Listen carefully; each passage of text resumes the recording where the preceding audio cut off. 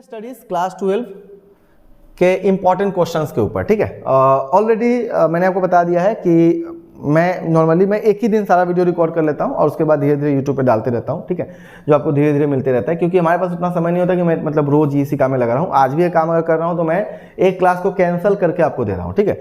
सो चलिए स्टार्ट करते हैं। ऑर्गेनाइजिंग चैप्टर 4, मतलब 1 से लेकर चैप्टर 4 तक हमने प्लानिंग तक आपको हमने दे दिया था। इंपॉर्टेंट क्वेश्चंस आपने देख लिया होगा, उम्मीद करता हूं। नहीं देखे हैं तो आप देख लीजिए, देन आके आप ये वाला देखिए। सारे क्वेश्चंस को आप लिख लीजिएगा। जब भी मैं साइड होता हूँ स्क्रीनशॉट लेते रहो अपने यूट्यूब पे, और उसके आराम से जो है अपने स्क्रीनशॉट ले लो और बाद में आराम से आप लिख लो, उसके हिसाब से तैयारी करो, ठीक है। नोट्स अगर चाहिए तो ज्ञान विजडम ऐप पे अवेलेबल है, वहाँ से आप ले सकते हो। मीनिंग इंपॉर्टेंस ये आपका सिलेबस में दिया हुआ है। मीनिंग पढ़ना है, इंपॉर्टेंस पढ़ना है, स्टेप्स पढ़ना है, देन स्ट्रक्चर पढ़ना है, फंक्शनल डिविजन, फॉर्मल और इनफॉर्मल होगा, इन्फॉर्मेशन नहीं होगा, इनफॉर्मल ऑर्गेनाइजेशन, डेलीगेशन का मीनिंग, एलिमेंट्स और इंपॉर्टेंस, डिसेंट्रलाइजेशन में मीनिंग और इंपॉर्टेंस, ठीक है। और difference between delegation and decentralisation, तो जब आप डिसेंट्रलाइजेशन पढ़ते हो तो वहाँ पे आपको सेंट्रलाइजेशन का भी कॉन्सेप्ट समझना पड़ता है, ठीक है। तो ये सारा टॉपिक आपको पढ़ना है। अब ये तो हो गया आपका सिलेबस। अब इसमें से क्वेश्चन कैसा बनता है वो देखिए। What is meant by organisation, organisation क्या होता है। ध्यान दीजिएगा, कोई भी मैं जो भी क्वेश्चन दे रहा हूँ, ये सारे क्वेश्चन में मैंने ईयर नहीं लगाया कि कब ये क्वेश्चन आया हुआ है, जानबूझ के नहीं लगाया, क्योंकि जब मैं ईयर देता हूँ तो स्टूडेंट्स ईयर वाइज सिलेक्ट करते हैं। सारे क्वेश्चन आपके लिए इंपॉर्टेंट है, इतना करके जाओ, उसके बाद आके बताना कि सर आपने जो दिया था एग्जाम में नहीं लगा, एग्जाम में नहीं आया, मैं मान ही नहीं सकता, ठीक है। आप कोई भी पेपर उठा लो, सब इसी में से आया होगा, okay.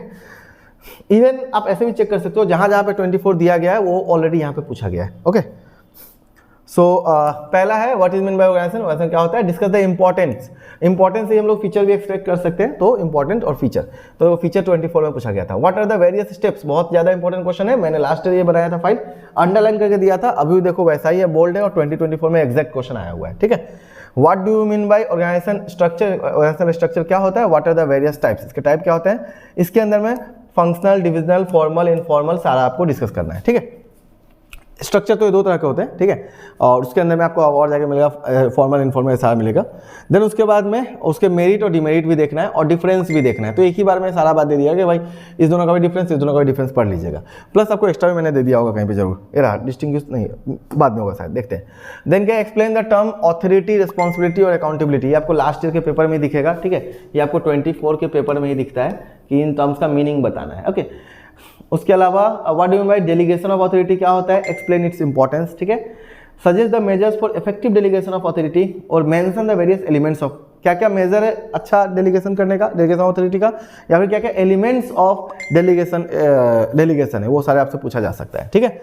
Then distinguish between delegation and decentralisation of authority, पक्का बनने वाला क्वेश्चन है। और डिसेंट्रलाइजेशन क्या होता है और उसका इंपॉर्टेंस, या डिसेंट्रलाइजेशन ऑफ अथॉरिटी क्या होता है और उसका इंपॉर्टेंस क्या है, ओके। देन उसके बाद नेक्स्ट आता है what is mean by formal और informal organisation, mention the features और distinguish between formal and informal, ठीक है। तो ये आपका आने वाला क्वेश्चन है ना। तो फीचर्स कैन बी रिप्रेजेंटेड है डिफरेंस, तो आप जो है ना फॉर्मल और इनफॉर्मल ऑर्गेनाइजेशन के अंदर में आप फीचर को क्या कर सकते हो, डिफरेंस के तौर पे दिखा सकते हो। जैसे आपने फीचर पढ़ लिया तो ये भी आपका अपने आप हो गया, फिर आपने डिफरेंस पढ़ लिया तो फीचर आपका अपने आप हो गया, ओके। नेक्स्ट अपने पास में स्टाफिंग प्रोसेस। तो स्टाफिंग के अंदर में आपका सिलेबस में दिया हुआ है meaning, need, importance of staffing, steps पढ़ना है, रिक्रूटमेंट पढ़ना है, ठीक है। Meaning and sources, external source होता है, इंटरनल सोर्स होता है, ठीक है। देन सिलेक्शन का मीनिंग और process, training, development, meaning, need, method, on the job, off the job, ये सारा चीज आपके सिलेबस में, ठीक है। Then what is recruitment, recruitment क्या होता है, सबसे पहले हमने वहां से स्टार्ट किया है। Then what are the various sources of recruitment, तो हालांकि ये बाद में देना चाहिए था बट हमने पहले ही दे दिया, ठीक है। उसके बाद में why do the organisation prefer recruitment through internal sources, मतलब इंटरनल सोर्स का क्या बेनिफिट है एक्सटर्नल सोर्स के कंपैरेटिव ना, वो आपसे पूछा गया है। फिर explain for external and for internal source of recruitment, तो ये आपको 24 में पूछा गया था। हालांकि आप देख सकते हो जब आप पढ़ोगे सोर्स ऑफ रिक्रूटमेंट तो वहां पे आपको ऑलरेडी इसका एग्जांपल्स मिल ही जाएगा ना, तो ये आपको 24 में मिल गया कॉमन, है ना। क्वेश्चन कॉमन होने का मतलब ये नहीं होता कि डिट्टो वही सेंटेंस बन जाए। मैं कोई ऐसा नहीं है कि मतलब मैं जो हूँ बोर्ड में खड़ा होकर मैं पेपर बना रहा हूँ आपका, मैं आपको वो इंपॉर्टेंट दे रहा हूँ, मैं आपको वो इंपॉर्टेंट दे रहा हूँ जो कि आपके सिलेबस के अकॉर्डिंग बनना चाहिए, ठीक है। व्हाट इज स्टाफिंग, और कोई फेक बात मैं नहीं करता हूँ। बाकी बहुत सारे वीडियोस में मैंने देखा हूँ कि मैं एक बार ऐसा हुआ था कि एक टीचर आके बोल रहा है मैंने देखा है सीबीएसई के पेपर में ये वाला क्वेश्चन ही आया हुआ था, ये आप जरूर पढ़ लीजिएगा। ऐसा मैं नहीं बोल रहा हूँ, ठीक है, मैं ये बोल रहा हूँ कि ये सब क्वेश्चन आप जरूर पढ़िएगा, आपके एग्जाम में आने का चांस रहेगा, ठीक है। 5 इंपॉर्टेंस पढ़ना है आपको स्टाफिंग का, स्टाफिंग होता है क्या, उसका इंपॉर्टेंस क्या होता है, and why is staffing taking as a part of human resource management, ये आपका नया सिलेबस में ऐड हुआ है तो इसलिए मैंने इसको भी ऐड कर लिया, ठीक है, कि staffing as a part of HRM, ठीक है। हालांकि HRM के बारे में आप बीकॉम में और ज़्यादा अच्छा तरह से पढ़ोगे। What are the various steps, अब देखो ये मैंने अंडरलाइन कर दिया हुआ है, 24 में आ गया एकदम एग्जैक्ट, ठीक है। आप ये मत सोचना कि मैंने बाद में अंडरलाइन कर दिया है, ऑलरेडी पहले से ही किया हुआ है, ओके। क्योंकि स्टेप्स आने का चांस था पिछला साल बहुत ज़्यादा, तो इसलिए इस बार उस साल हमने ये किया था। सिलेक्शन का मीनिंग क्या होता है, प्रोसेस क्या होता है आपको देखना है, ठीक है। Then distinguish between staffing and selection, okay, recruitment on selection और ट्रेनिंग एंड डेवलपमेंट, इस आपको डिफरेंस देखना है 5 पॉइंट का। देन ट्रेनिंग क्या होता है, 3 इंपॉर्टेंस पढ़ लो, 2 मेथड ऑफ ट्रेनिंग पढ़ लो, मतलब 2 ही मेथड है, on the job, off the job, और on the job off the job के अंदर क्या क्या आता है वो आप पढ़ लो कम से कम 3-3, 4-4, ठीक है। ऑन द जॉब का शायद 2 ही है ना, क्या ऑफ द जॉब का ज़्यादा होगा, ऐसा कुछ होगा, आप देख लीजिएगा, ओके, एग्जैक्ट मुझे याद नहीं रहता है। चलिए नेक्स्ट आपको इसमें डायरेक्टिंग चैप्टर से आपको पढ़ना है meaning, importance and principles of directing, ये नया ऐड किया principle. Then elements of directing, supervision, meaning and importance, motivation, meaning and importance, Maslow's hierarchy of need या मैस्लोज नीड थ्योरी जिसको कहते हैं वो हो गया। Then financial and non financial incentives हो गया, लीडरशिप है, ये थोड़ा लंबा चैप्टर हो गया, ठीक है।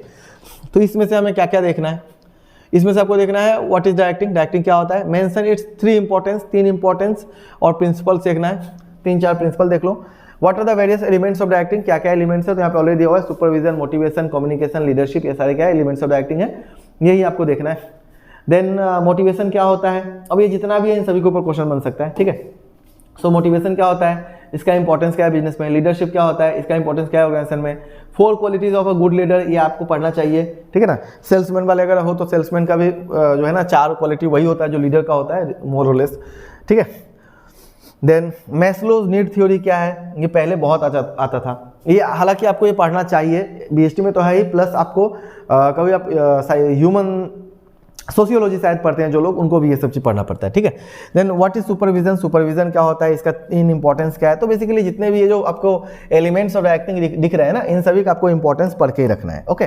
Then what is meant by communication क्या होता है, इंपॉर्टेंस क्या है इसका, discuss the barriers to effective communication, ये भी बहुत इंपॉर्टेंट क्वेश्चन होता है, ठीक है। बैरियर्स टू इफेक्टिव कम्युनिकेशन, क्या क्या बैरियर होते हैं, ओके। रिलेटेड क्वेश्चन आया हुआ 2024 में, देखिए discuss the importance of communication in modern business classes, तो बेसिकली मैंने यहाँ पे क्या दिया, इंपॉर्टेंस दिया कम्युनिकेशन का, कहाँ गया इंपॉर्टेंस, इसको बस बना दिया कि मॉडर्न बिजनेस एंटरप्राइज, इससे कोई मतलब नहीं बनता है, ठीक है। आंसर वही रहेगा आपका, बस वहाँ पे आपको लिखने टाइम लिख देना है the following are the importance of communication in modern business enterprise organisation, और बाद बाकी जो आपने आंसर रट्टा लगाया जो आपने पढ़ा है वही आपको यहाँ पे छाप देना है, ठीक है।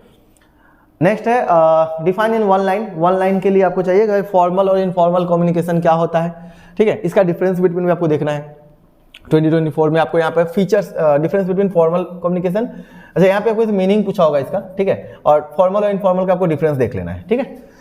Then grapevine, informal communication को हम लोग क्या बोलते हैं, ग्रेप वाइन भी कहते हैं, ये ऐसे आपको शॉर्ट में दे दिया गया।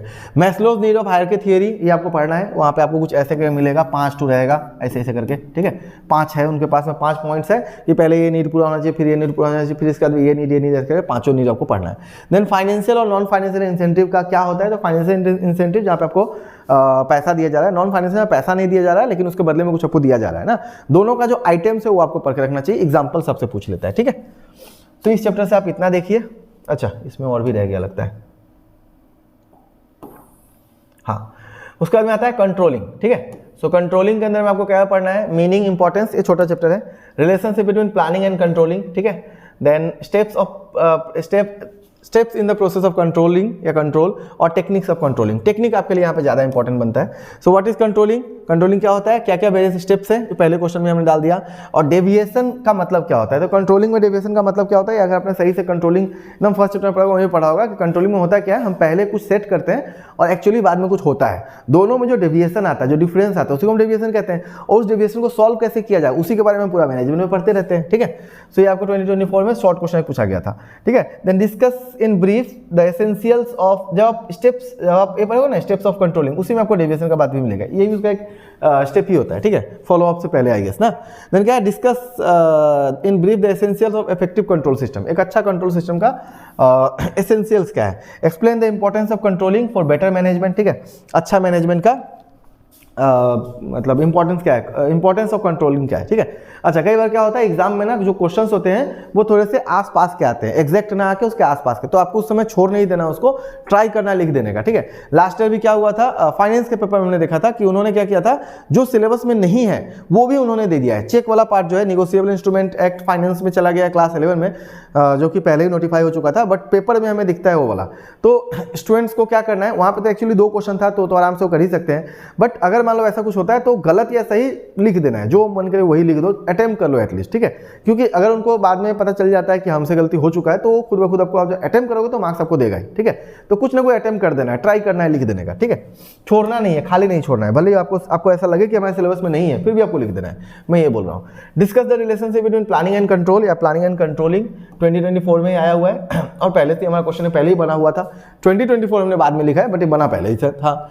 ऑल्सो डिस्टिंग्विश बिटवीन देम, तो प्लानिंग और कंट्रोलिंग का डिफरेंस भी आपको देख लेना है।